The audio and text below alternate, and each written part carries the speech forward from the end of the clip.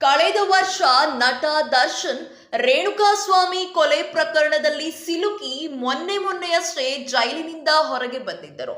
ಮತ್ತೆ ಮೊನ್ನೆಯಷ್ಟೇ ಪವಿತ್ರ ಗೌಡ ಮೈಸೂರಿನಲ್ಲಿ ಇರುವ ದರ್ಶನ್ ತೂಗುದೀಪ ಫಾರ್ಮ್ ಹೌಸ್ಗೆ ಭೇಟಿ ನೀಡಿ ಡಿ ಬಾಸ್ ನೇಮ್ ಪ್ಲೇಟ್ ಮುಂದೆ ನಿಂತು ಫೋಟೋಗಳನ್ನು ಕ್ಲಿಕ್ಕಿಸಿಕೊಂಡಿದ್ದರು ಹಾಗೂ ಒಂದಷ್ಟು ರೀಲ್ಸ್ಗಳನ್ನು ಕೂಡ ಮಾಡಿ ತುಂಬಾ ಸುದ್ದಿಯಲ್ಲಿದ್ದರು.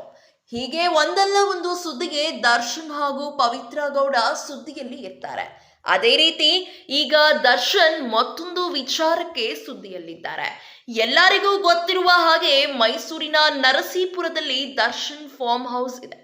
ದರ್ಶನ್ ವಿರುದ್ಧ ಅರಣ್ಯಾಧಿಕಾರಿಗಳು 2 ವರ್ಷಗಳ ಹಿಂದೆ ಪ್ರಕರಣ ದಾಖಲಿಸಿದ್ದರು. ಹೌದು, ಫಾರ್ಮ್ ಹೌಸ್ ನಲ್ಲಿ ವಿದೇಶಿ ಬಾರ್ ಹೆಡೆಡ್ ಗೂಸ್ ಬಾತುಕೋಳಿ ಸಾಕಿದ್ದು, ಇದರ ಬಗ್ಗೆ ಅರಣ್ಯಾಧಿಕಾರಿಗಳು 2 ವರ್ಷಗಳ ಹಿಂದೆ ಪ್ರಕರಣ ದಾಖಲಿಸಿದ್ದರು. ಈ ಪ್ರಕರಣಕ್ಕೆ ಸಂಬಂಧಿಸಿದಂತೆ ನಟ ದರ್ಶನ್ ದಂಪತಿ ವಿಚಾರಣೆಯನ್ನು ನ್ಯಾಯಾಲಯ ಸೆಪ್ಟೆಂಬರ್ 4ಕ್ಕೆ ಮುಂದೂಡಿದೆ. ಈ ಹಿನ್ನೆಲೆಯಲ್ಲಿ ದರ್ಶನ್, ವಿಜಯಲಕ್ಷ್ಮಿ ಹಾಗೂ ತೋಟದ ಮ್ಯಾನೇಜರ್ ನಾಗರಾಜುಗೆ ಕೋರ್ಟ್ ನೋಟಿಸ್ ನೀಡಿತ್ತು. ಈ ಮಧ್ಯೆ ಶುಕ್ರವಾರ ನರಸೀಪುರ ಕೋರ್ಟ್ಗೆ ನಟ ದರ್ಶನ್ ಹಾಜರಾಗಬೇಕಿತ್ತು.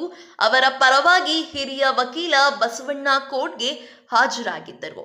ಇದೇ ರೀತಿಯ ಸಿನಿ ಅಪ್ಡೇಟ್ಸ್ಗಳಿಗಾಗಿ ಈ ಕೂಡಲೇ ನಮ್ಮ ಚಾನೆಲ್ ಅನ್ನು ಸಬ್ಸ್ಕ್ರೈಬ್ ಮಾಡಿ, ಹಾಗೆ ಪಕ್ಕದಲ್ಲಿ ಕಾಣುವಂತಹ ಬೆಲ್ ಐಕಾನ್ ಕ್ಲಿಕ್ ಮಾಡಿ.